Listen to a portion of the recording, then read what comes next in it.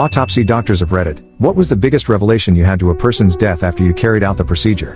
1. Assisted with a postmortem when I was a student. Female patient died in her 40s. Her medical history had extensive complaints of abdominal pains. One doctor even referred to her as a hypochondriac and others commented on apparent anxiety. Opened her abdomen and she had extensive scar tissue. She was absolutely massacred inside from endometriosis. She suffered for decades and never got referred for a laparoscopy. She didn't have fucking anxiety. She had a medical condition.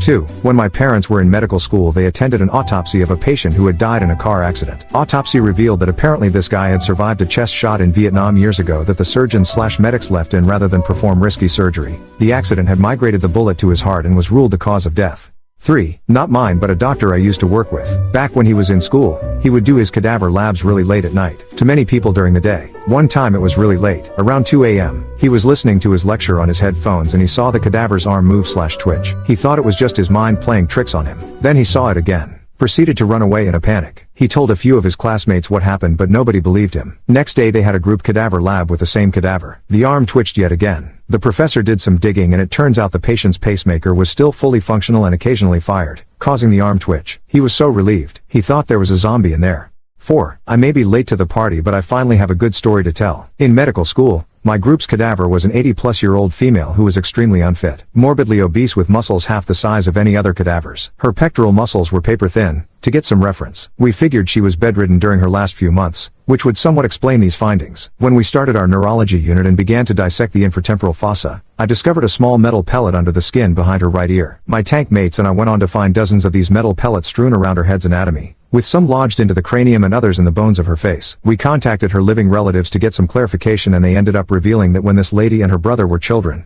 they said she was 8 years old. They were playing with an old decorative rifle that the family had mounted above the fireplace. Long story short, the brother accidentally discharged the rifle into the girl's face. The aftermath was this lady was blind and wheelchair bound for the rest of her life, and the pellets weren't all removed. It was an interested dissection with that information from then on, but a sobering moment in reminding our class that our cadavers are humans with their own struggles and rich lives. If you're considering donating your body to science, please know that we don't take the responsibility lightly and a million thanks aren't enough. 5. My friend once cremated a lady and when they pulled the table out there were 3 sets of forceps sitting there. Most likely she died in surgery but I always thought it was crazy those were left in and whatever metal they're made of clearly has a higher melting point than cremation temps.